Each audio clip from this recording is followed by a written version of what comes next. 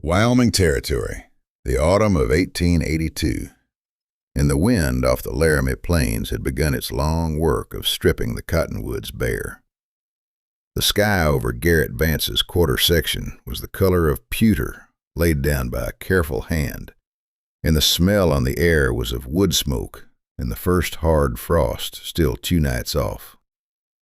A man who had lived alone for 3 winters knew the smell of the 4th coming, and Garrett Vance, 36 years old, and widower to a woman named Mary, who lay beneath the cottonwood at the south fence, was such a man. He had ridden the north pasture since first light, counting the cattle the way another man might count the rosary, and when he came back to the home place, the sun was already losing its argument with the cloud. He saw to the horse first. He always saw to the horse first. Mary had taught him that when they were both still young enough to be teachable, and 3 years in the ground had not unlearned him.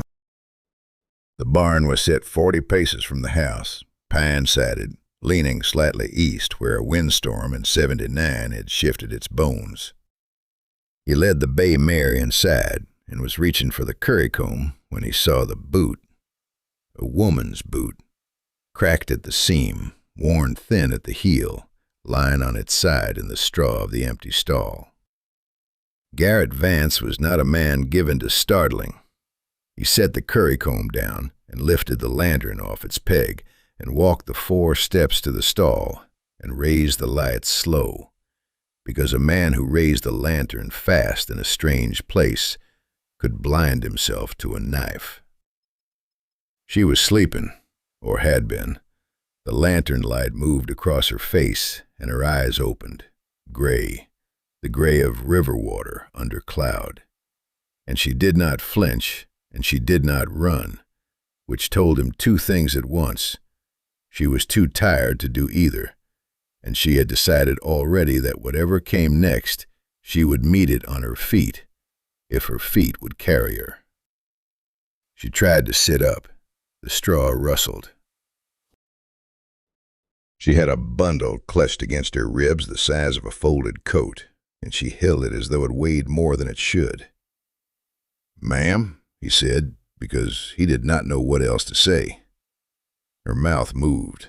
No sound came out. She tried again, and her voice when it arrived was the smallest he had ever heard from a grown person. A rasp, water-starved, half a question. "Are you the man of the house?" "I am." She looked at him a long moment, and the lantern light caught the bruise along her jaw, blue going yellow at the edges, 4 or 5 days old. There was a cut at her hairline that had scabbed without proper cleaning, and her left wrist was wrapped in what looked to have once been the sleeve of her own dress. "I will go," she said. "I only meant to rest. I did not steal anything." "I can see you didn't." "I will go now." She put her hand against the wall to push herself up, and her knees folded, and she sat down hard in the straw, and a sound came out of her. Not a cry, not a sob, but the small, involuntary noise a creature makes when it has spent the last of what it had, and there is nothing left to draw from. Garrett Vance had buried his wife in the cold ground of an April that should have been spring. He had stood at her grave with the preacher and one ranch hand and the wind, and he had told himself then that whatever soft thing was in him had gone in the box with her. He set the lantern down on the floor of the stall.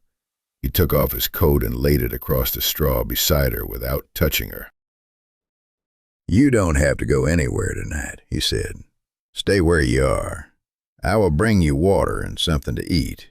You can decide in the morning whether you mean to stay or to ride on, and either way, it is your choice and not mine." She looked at him. She did not nod. She did not thank him. She only looked, the way a horse looks at a man when it is making up its mind whether to be afraid of him for the rest of its life or to lay that fear down. He went to the house. He brought back a clay jug of well water and the heel of yesterday's bread and a strip of dried venison wrapped in cloth, and he set them within her reach and stepped back to the doorway of the stall. "My name is Garrett Vance," he said. "This is my ranch. There is no one else here. The nearest house is the Hadley place, 3 miles east, and the town of Bear Creek is 12. I will sleep in the house. You will sleep in the barn.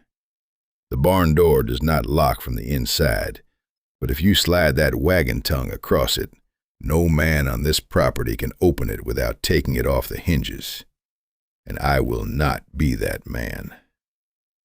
She drank the water. She drank it the way a person drinks who has not had water in a day and a half. When she set the jug down, her hand was shaking. "My name is Sadie," she said. He did not believe her. He saw in the small hesitation before the name that she did not believe it either. But a name was a thing a person was allowed to choose on the frontier, and he had no business taking that from her. "Good evening, Sadie," he said. "Sleep if you can." He shut the barn door behind him. He stood in his own yard a moment with the wind coming off the plains and the first stars showing through the cloud break, and the cottonwood at the south fence creaking its small, dry creak, and he thought, "Mary, what have you sent me?" By morning, she had moved the wagon tongue across the door. Garrett took this as a sign that she had slept and that she had decided, at least for the length of one night, to live. He saw to the stock. He drew the well. He set the coffee pot on the stove, and he waited. Because a man who has lived alone 3 years has learned to wait without making the waiting a weight on whoever else is in the world. She came out near mid-morning. She had washed her face in the trough.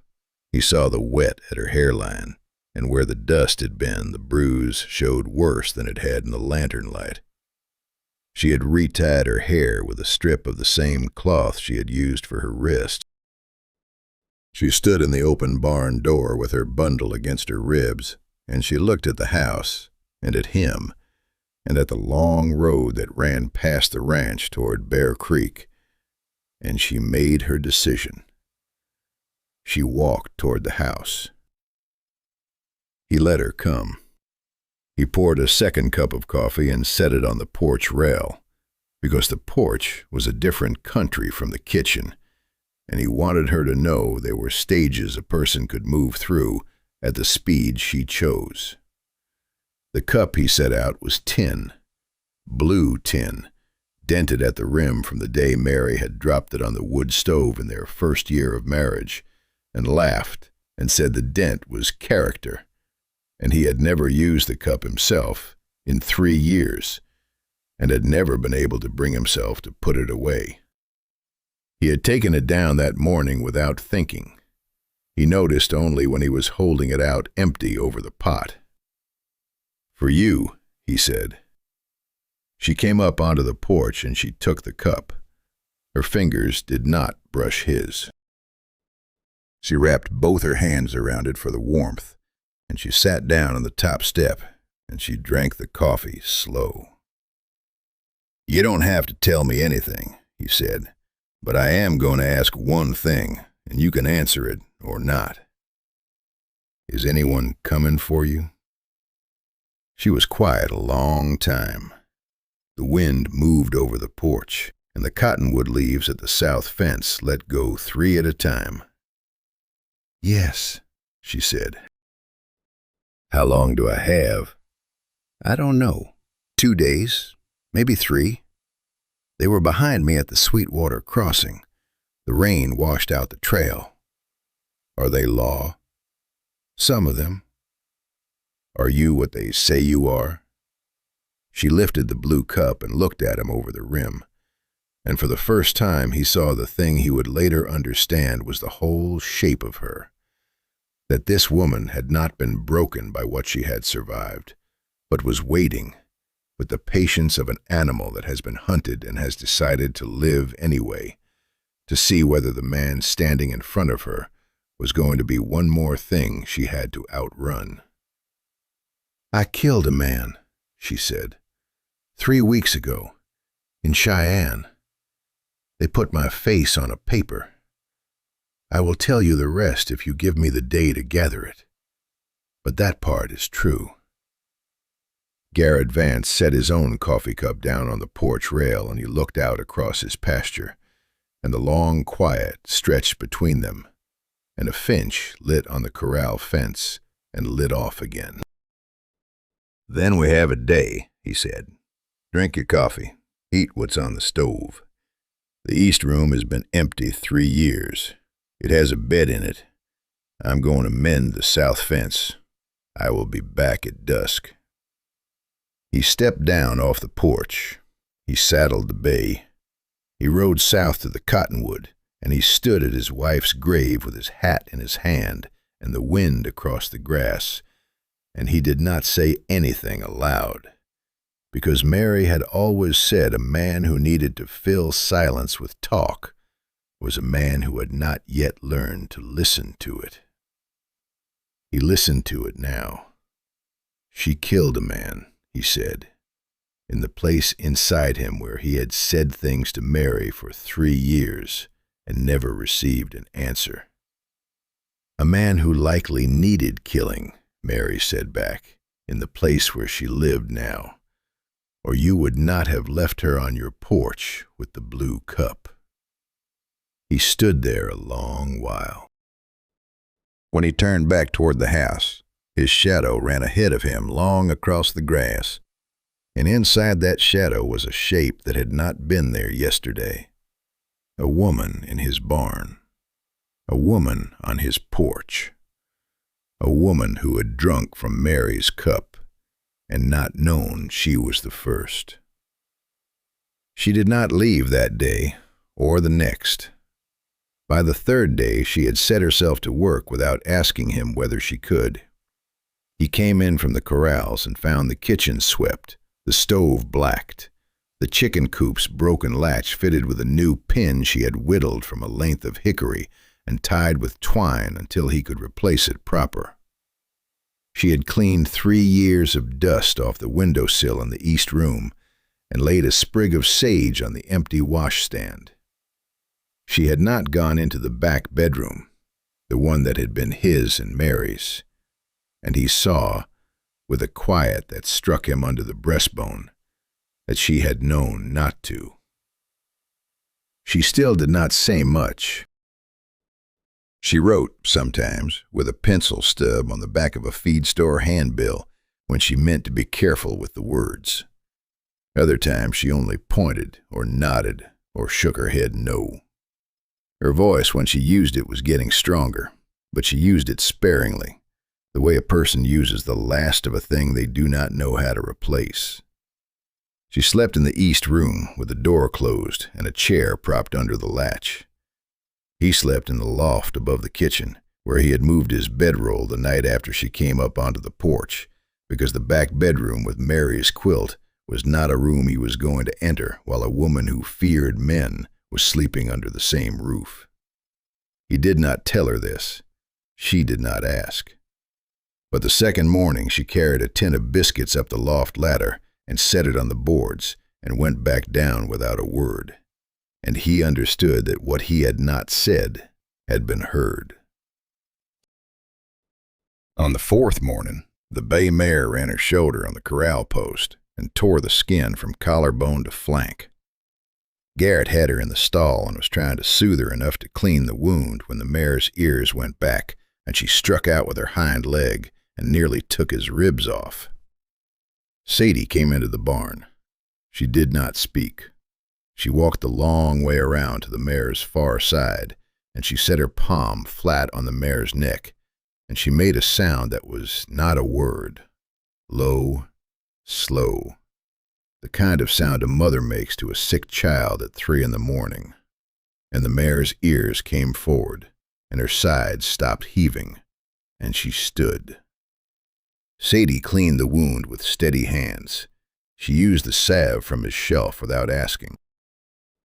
When she had finished, she rinsed her hands in the bucket and dried them on her apron, and she said, without looking at him, "My grandfather raised horses outside Lexington. He taught me before he taught my brothers." It was the longest sentence he had heard from her. He did not ask which Lexington. He did not ask after the grandfather or the brothers, or what had taken her from a farm in Kentucky to a wanted poster in Wyoming Territory. He only said, "Much obliged," and held the bay's lead rope while Sadie ran her hand one last time down the mare's nose. That evening at supper, she ate a full plate for the first time, and when she stood to clear it, she paused at his chair and rested her fingertips on the back of it, not touching him, only the wood, and stood that way half a breath. Then she carried her plate to the basin. He did not move while she stood there. He did not move for a long minute after. Before the world came to Garrett Vance's gate, and it would soon enough, the way it always comes, it was one more quiet evening of the lamp in the window and the wind in the cottonwood, and a blue tin cup washed and set upside down to dry on the kitchen sill. If a story of love that arrived without warning and stayed past the cost of staying speaks to your evening, stay a little longer with us. What happens next is the part that breaks two people open and shows them, at last, what they are made of. The lonesome trail keeps the lamp lit for those who travel this way again. The riders came on the 5th day. There were 4 of them, and they wore the long coats of men who had been long on the road, and the lead rider had the silver star of a deputy U.S. Marshal on his coat, and a face Garrett did not know, but a manner Garrett knew well. The manner of a man who has decided what he is going to find before he has found it. Sadie was in the kitchen. Garrett saw, from the porch, the moment she saw them through the window. He saw her go very still. He did not turn back to look at her. He stepped down off the porch and walked to meet the riders in the yard, and he set himself between them and the house, without making it look like he had done so. "Afternoon," he said. "Vance," the marshal said. He had done his asking in town then. "Marshal Heller, out of Cheyenne. We are looking for a woman, young, dark hair, bruise on her jaw last we heard.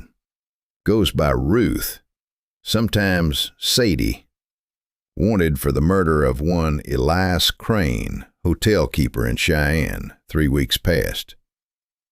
The name Elias Crane did something to Garrett's hearing, made it tunnel down, made the wind on the porch behind him go far away.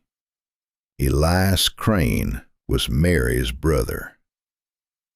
Garrett had not seen Elias Crane in 11 years.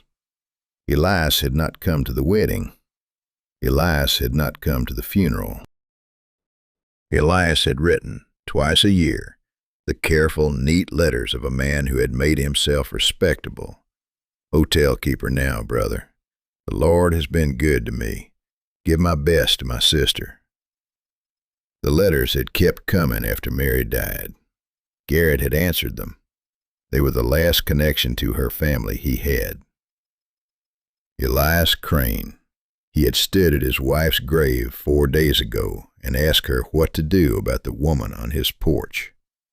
And now the woman on his porch had killed Mary's brother.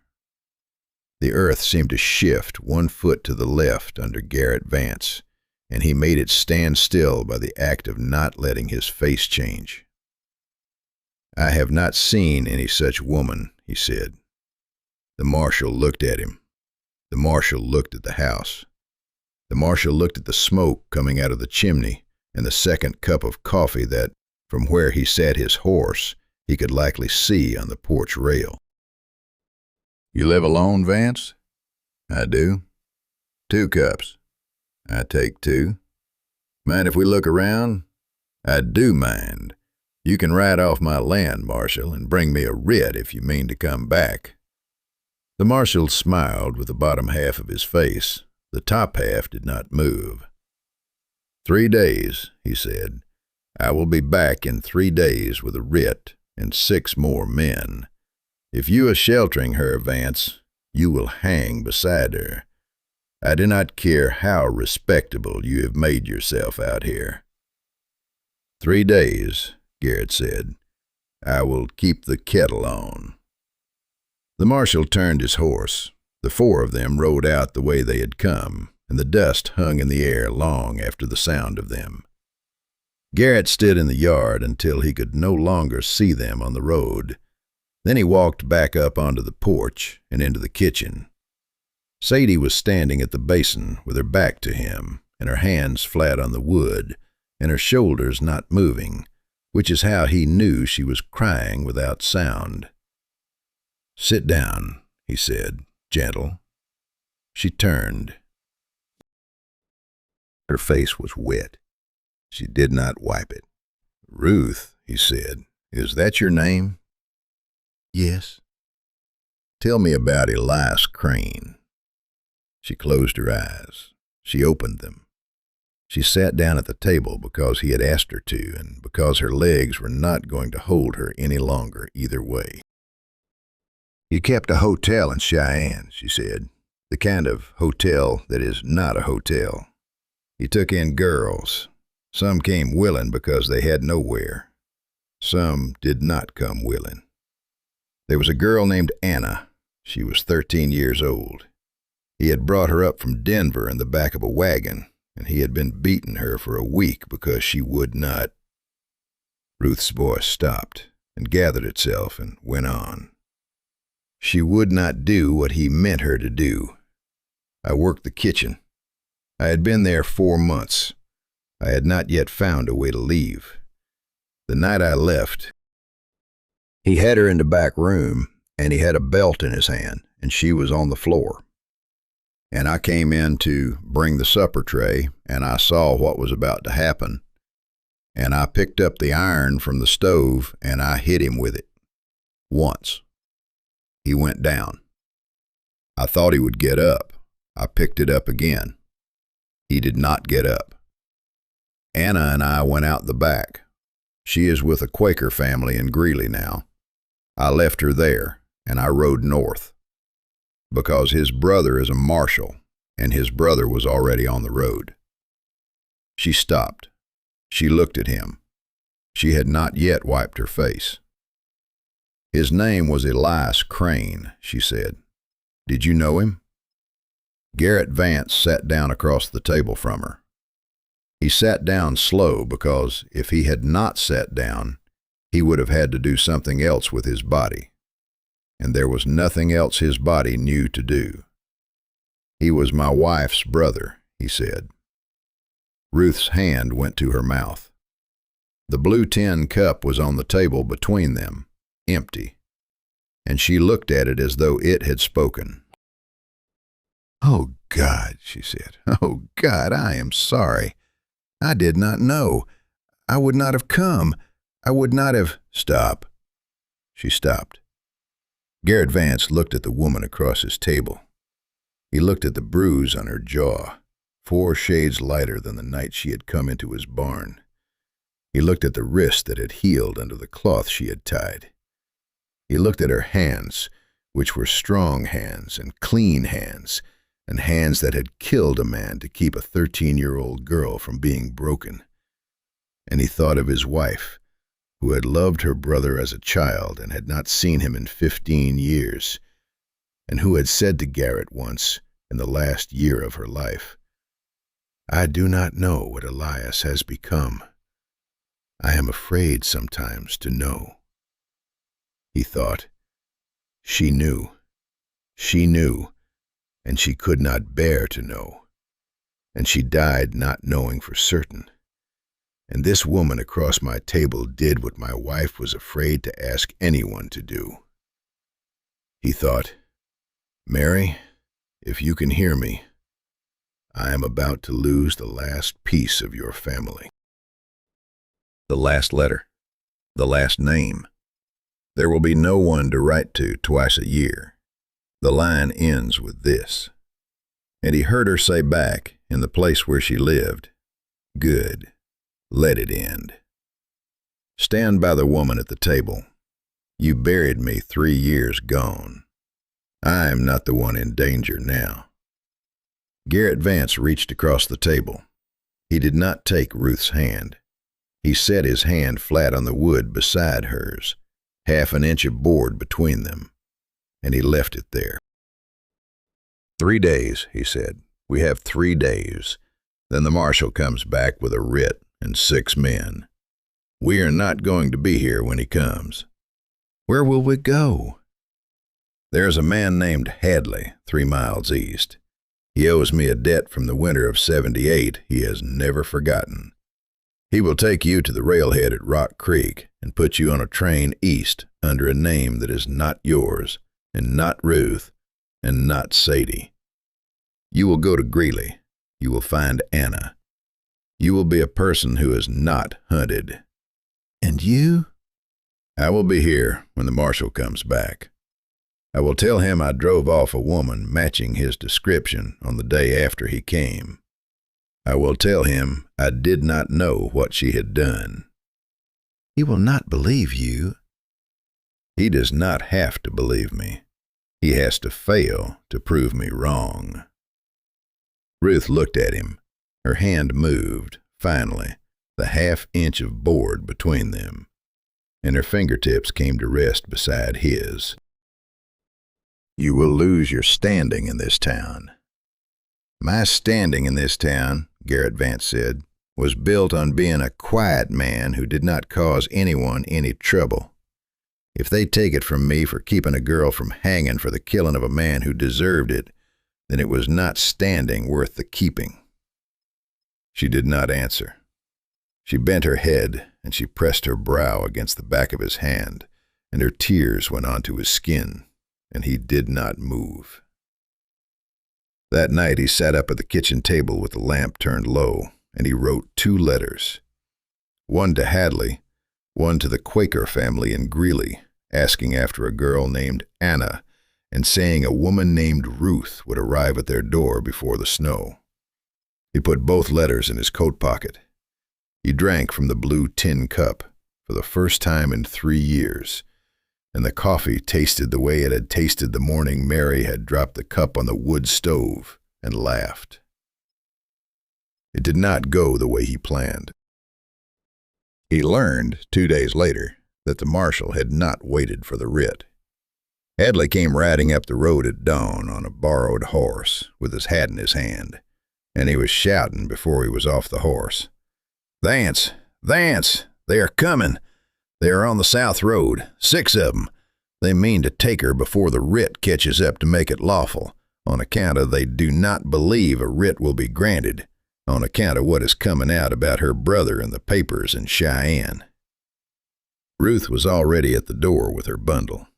She had been ready since before first light. Garrett went into the back bedroom, the one he had not entered in 3 years, and he took down from the top of the wardrobe Mary's father's Colt Dragoon, which had not been fired since '76. He loaded it at the kitchen table while Ruth watched. He put it in his coat. "You ride with Hadley," he said. "Now, both horses, take 'em. There's a draw a 1/4 mile north of the cottonwood. Stay in it. Do not come up until you hear no shots for an hour." "Get, Ruth." She closed her mouth. She looked at him.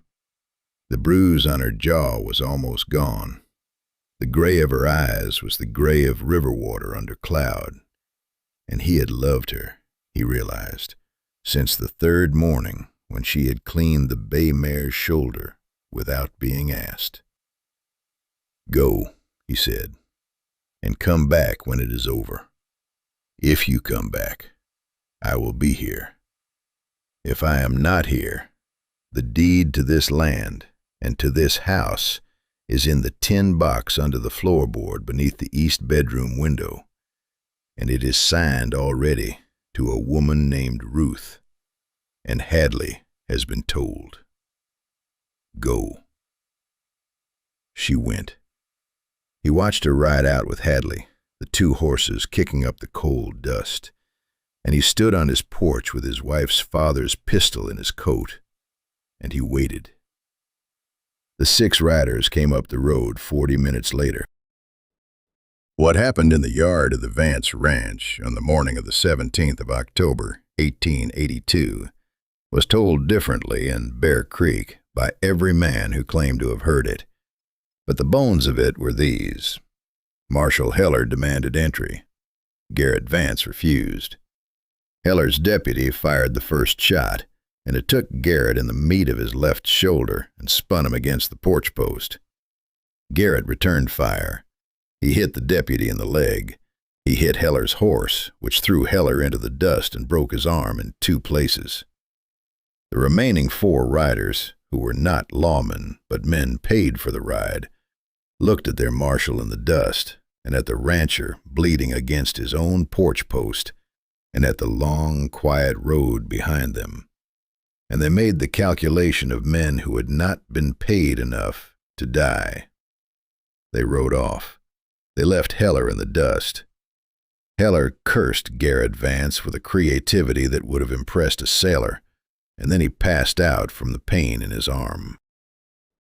Ruth came up from the draw at the sound of the silence, and she came across the yard at a dead run, and she got to Garrett before he had finished sliding down the porch post, and she pressed her apron to his shoulder with both her hands, and she said, "Stay, stay with me, stay." He stayed. She got the bullet out with a paring knife and a pair of tweezers from her bundle, and she packed the wound with the sage she had been drying on the windowsill since her first week, and she cauterized the edge of it with a hot blade from the wood stove. And Garrett Vance, who had not wept since the day they put his wife in the ground, wept once into Ruth's shoulder while she worked. She did not weep. She had already done her weeping. She held him with one hand, and she worked with the other, and she said, low and slow, as she had said to the bay mare, "You are not going anywhere. You are not going anywhere. You are not going anywhere." Until he understood that she was speaking to herself as much as to him. Heller was taken by Hadley to Bear Creek in the back of the wagon, where the doctor set his arm, and the sheriff put him in the cell on charges of attempted murder of a private citizen on his own property without warrant. By the time the writ arrived from Cheyenne, the papers from Denver had arrived also, and the papers from Denver carried the testimony of a 13-year-old girl named Anna, who had been found by a Quaker family and who had told them, in halting words, what Elias Crane had done and what Ruth had done to stop him. The writ for Ruth's arrest was, in the slow way these things were done in the territories, withdrawn. Marshal Heller served 18 months in the territorial prison at Laramie and was not reinstated to his post. By the spring of 1884, the cottonwood at the south fence was greening early. A photograph was taken that year, on the porch of the Vance Ranch, by a traveling man from Cheyenne with a wagon full of glass plates. In the photograph, a man named Garrett Vance, his left arm a little stiff from an old wound, but his face open in the way of a man who has remembered he is allowed to be happy, stands beside a woman named Ruth Vance, who is holding in her arms a girl of 15, with serious, dark eyes and a Quaker bonnet she has only just stopped wearing. The girl's name is Anna. She came up from Greeley on the train in the autumn of '83, and she has been the third Vance ever since. The town of Bear Creek did not, in the end, turn on Garrett Vance.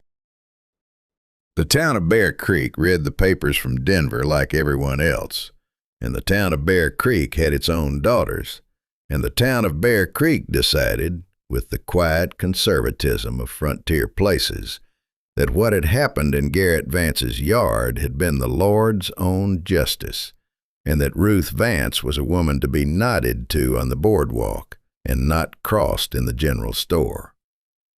The blue tin cup sat on the kitchen sill in the spring sun.